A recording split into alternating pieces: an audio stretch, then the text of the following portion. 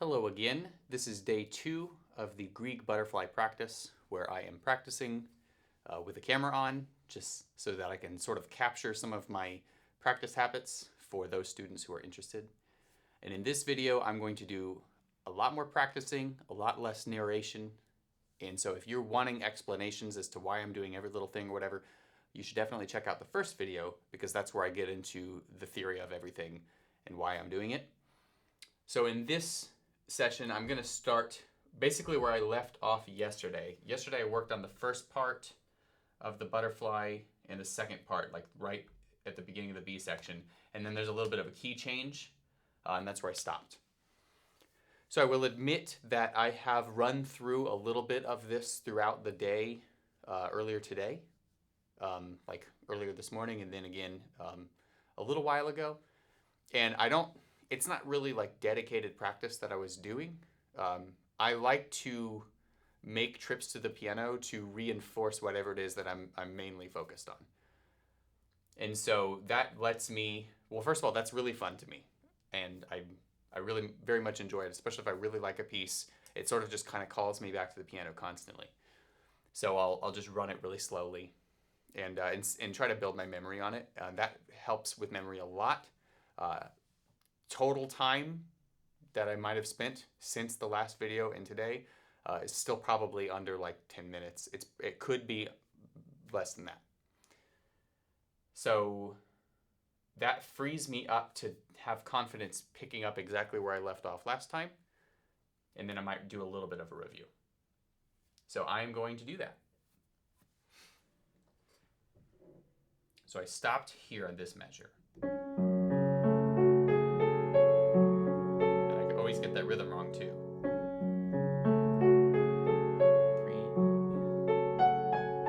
There we go. This is the new part. I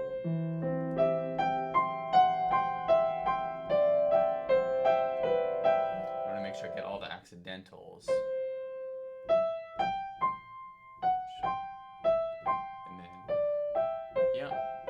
Feels very similar to the other run that was like this. Is that right? A sharp? Yes.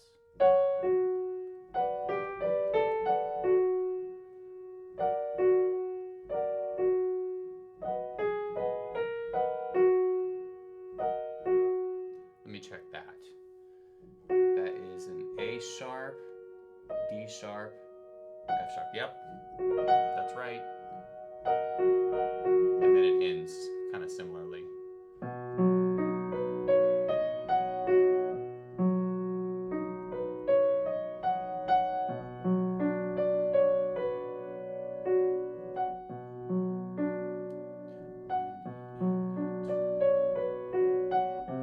Oops.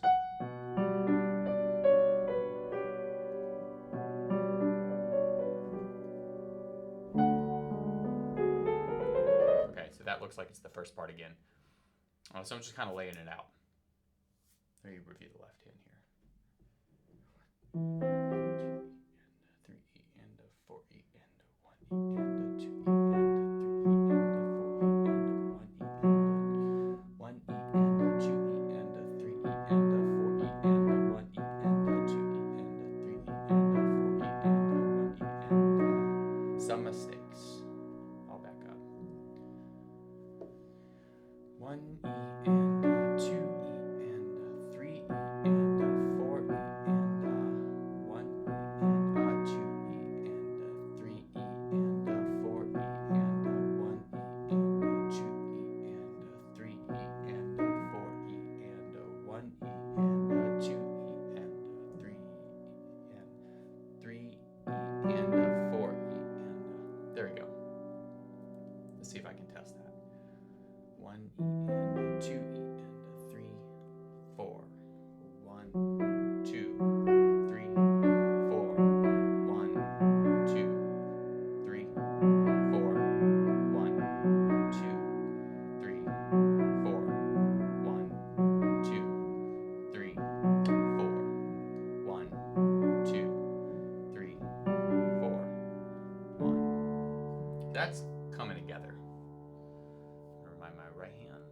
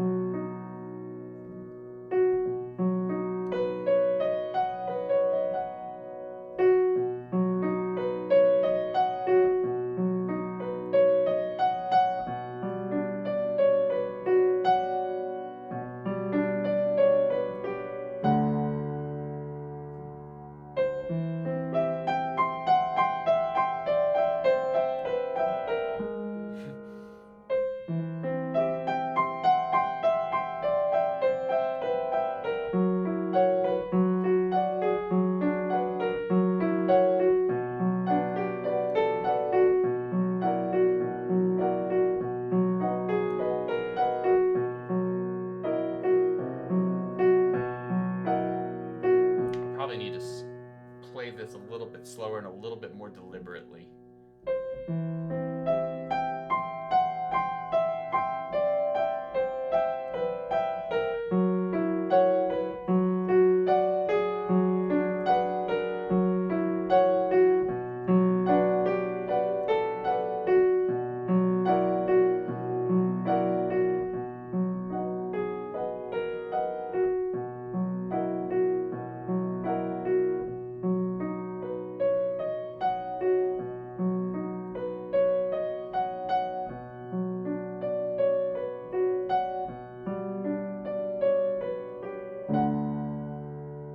Now what I might do is back up a measure and see if I can connect the new part to the old part.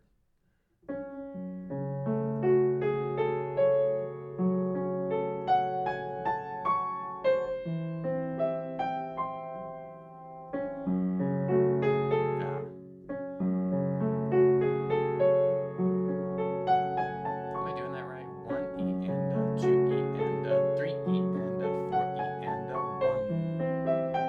Yeah. Okay. Maybe I could back up one more measure.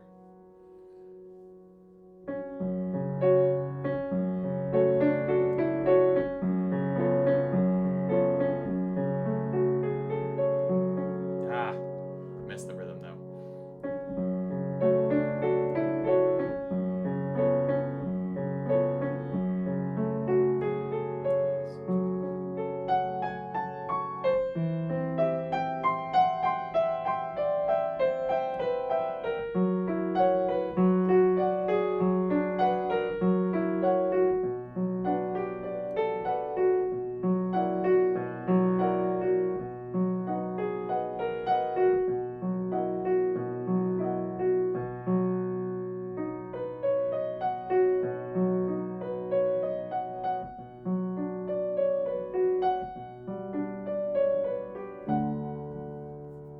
Now what I might do is I might go back to the beginning and play through that part just to test it and because I enjoy it. You might notice that I'm using more pedal, I'm using more like a little bit of rubato. I'm trying to make it sound like it's gonna sound even though it's at a slow tempo. And that, first of all, is really satisfying to me, but that lets me practice as it's gonna be. So I'm starting to think in terms of where stylistically this piece is gonna end up. So here's the part from yesterday.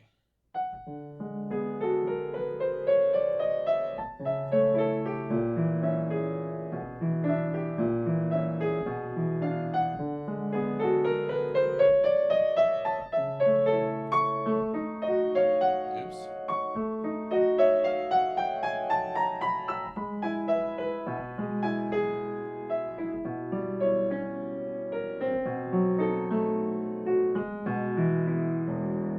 No repeat.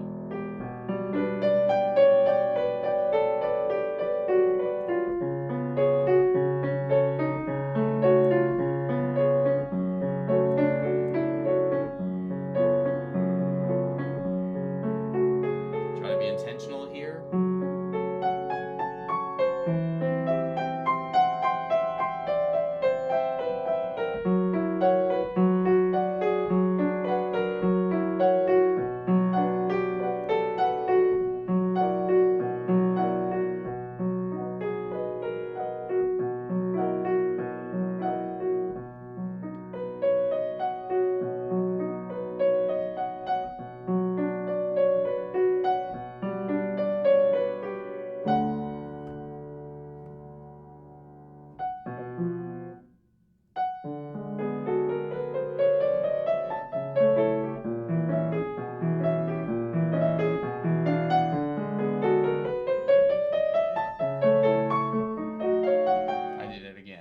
Okay, so I need to look at that.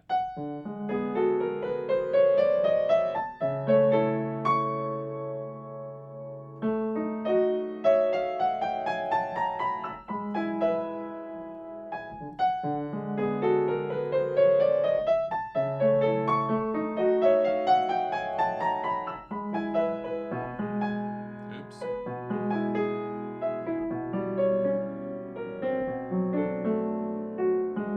I lost it. I lost my concentration. Maybe I might try to feel the pulse a little bit more. 1, 2, 3, 4. Nope, that's not helping. I think 1 E and a 2 E and a 3 E and a 4 E and a 1 E and a 2 E and a 3 E and a 4 E and 1 E and a 2 E and a 3 E and a 4 E and 1 E and a 2 E and a 3 E and a 4 E and 1 E and a 2 E and a 3 E and a 4 E and a 1 E and a 2 E and a 3 E and a 4 E and a 2 E. I think I counted that wrong. 1 E and a 2 E and a 3 E and a 4 E and a 2 E and a 3 E and a 4 E and a 1 E and a 2 E and a 3 E and a 4 and 1 E and a 2 E and a 3 E and a 4 E and a 1 E and a 2 E and a 3 E and a 1 E and a 2 E and a 3 E and a 4 E and a 1 E and a 2 E and a 3 E and a 4 E and a 1 E and a 2 E and a 3 E and a 4 E and a 1 E and a 2 E and a 3 E and a 4 E and 1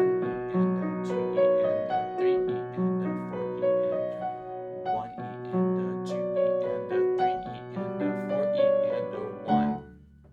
Okay, so I'll mention that the longer I stay on this, probably the more it would start to decline unless I took a little bit of a break, maybe went to something else, came back. I might push into this next section here, but something came to mind while I was practicing that I wanted to mention in the other video and I forgot, and that is, you'll notice I'm still not using a metronome, and it could be very beneficial at this point, perhaps in controlling my natural urge to want to rush the tempo or my natural urge to want to raise the tempo before maybe I should be raising it. But at the same time, the lack of metronome, the lack of the controlled beat allows me to kind of adjust my pulse on the fly. So that's different from not feeling pulse. I'm feeling pulse, but I'm changing it as I need to change it so that I can increase the likelihood I'm going to successfully navigate a section. And I do that a lot because I will always prefer to slow down as opposed to mess up, because I feel like I can fix those slowdowns, and if I don't let myself mess up and I get a lot of reps with the notes and rhythms laid out as I want them, and I just have like a slight downward trend in pulse or maybe a little extra rubato or something, I find that that's easier to fix later than just crashing through the section because I was going too fast. I couldn't think of the next idea. So I just wanted to mention that you probably are seeing that all over the place, and if I were to start using a metronome, that would probably stop. Of course, I could always use a metronome. I will do one more part because I know from looking at this earlier that this is a repeat of the beginning. Right here, it kind of makes a re-entrance. All the same stuff.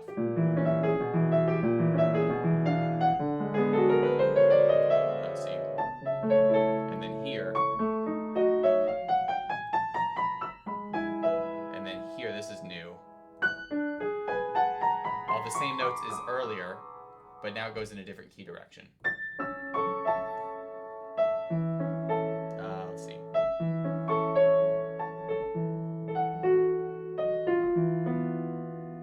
G sharp. Okay. So that's what I'll work on.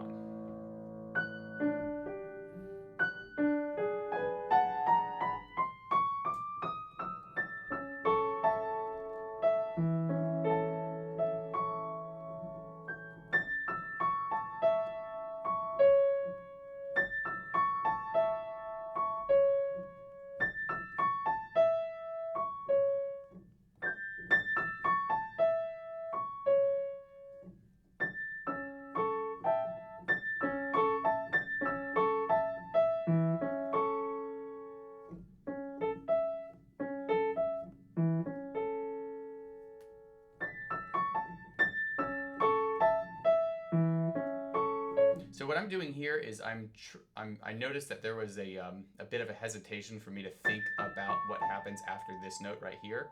And so I'm trying to train my hand to automatically go there while still leaving my fifth finger available for the C sharp. So I can go down the scale like that, because that's what the part calls for. I'm trying to get that to the point where I can do that while my left hand, I'm just thinking about my left hand there because my right hand already had it. I try to do that, as much as I can to build a muscle memory so that I can focus on one hand, and I find that that's pretty successful. Did I do that right?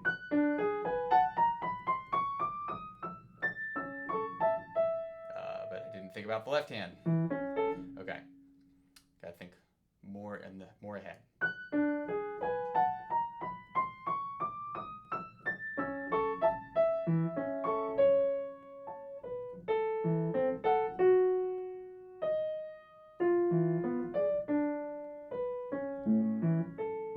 That is pretty tricky.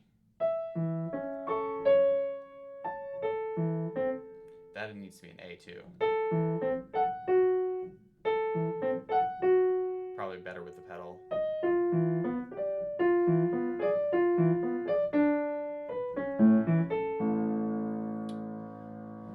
Try with the pedal.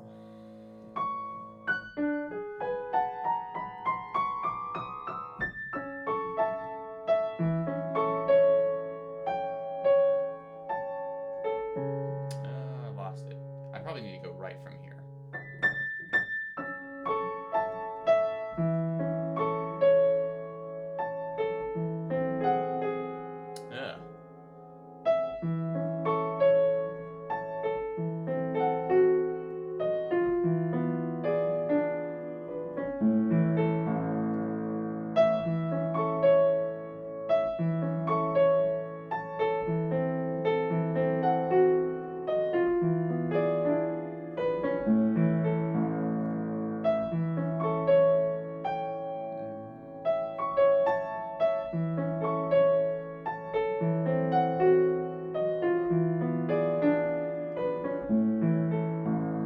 One thing that I experience when I'm doing this kind of work is that I get mentally fatigued like really quickly, and that is because there's not a lot of muscle memory at all developed yet. So I'm having to hold so many things in my head. I'm sure other pianists experience the same thing when you're first learning something, and especially if you're biting off a little bit more than you can chew. There's so many things that you're having to like hold on in your head that if you don't hold on to them, you'll definitely crash and burn fast. And so that kind of will tire you out a little bit. And this is one of the reasons why I like to make those quick trips to the piano throughout the day and just kind of test, because it builds security on these things and it kind of moves that memory over into a more efficient area in my brain where I don't have to think about it so much, and stuff like that just kind of starts to automatically happen. So just for clarity, I'm having like main dedicated practice sessions like yesterday and today, but then I'm doing these like little tiny 2-minute trips where I just test it very briefly while my kids are distracted, and I find that I can build sections like that. So probably the next thing I'm going to do is focus on this section here.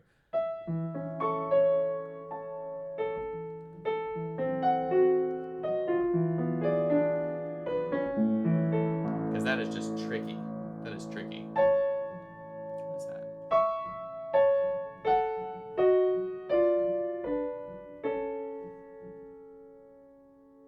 Let's see.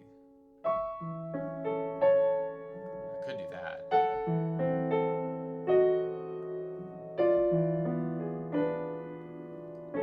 Kind of seeing it harmonically.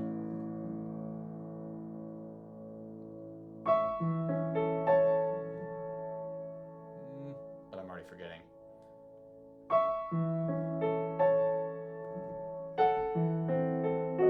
Holding a lot in my head. G sharp. And then. Okay. That would probably be it for this session. And I am just going to carefully play through. Maybe I can use a metronome. Maybe this would be a giant mistake, but we'll see. We will see.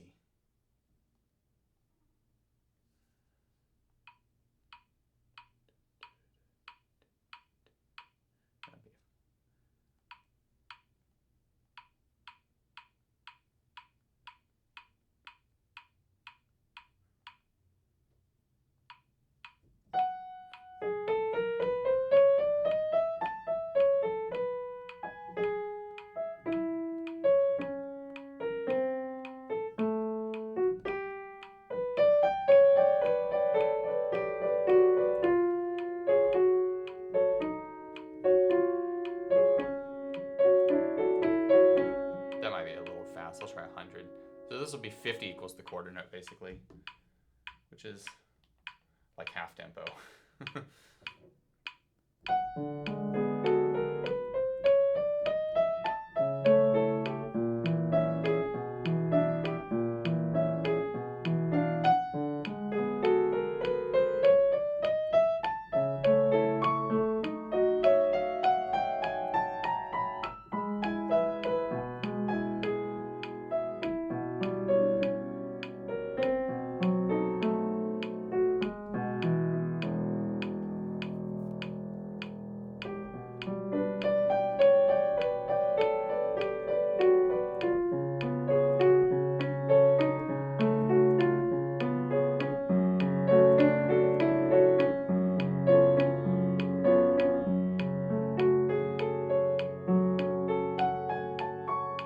I wasn't ready to go on, but I'm going to go on anyway.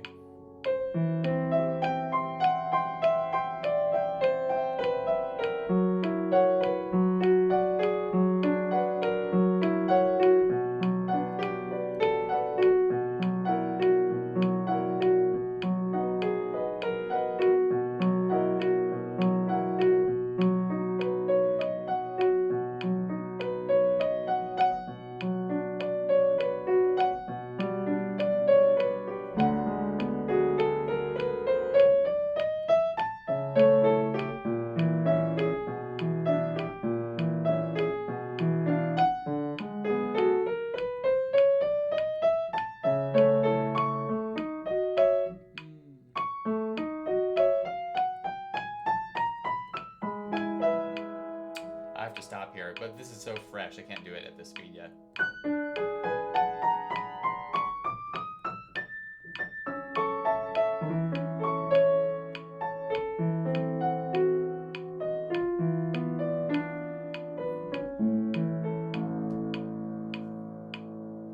Okay. So that's a good example as to where it's at right now. Day 2 of practice. Probably a combined total of like maybe an hour into this. So hopefully that is a helpful thing for you. I might still sneak little trips to the piano during the day where I can sort of test some of this stuff very briefly, and then I'll return to for a third day, and I'll probably press into anything that I know is unique from this point. I don't know if there's any unique material left other than maybe the end. It looks like I'm almost done laying it out, which is definitely great. So I think within a couple of days, I'll definitely be able to play the whole piece and probably up to half tempo, you know? And once I'm there, I'll feel like most of the like tedious work will be behind me, and I can start to try to shift more to that memory and develop more artistic expression and just enjoy the piece. So anyway, I hope you all find this helpful. Stay tuned for the next one. See ya.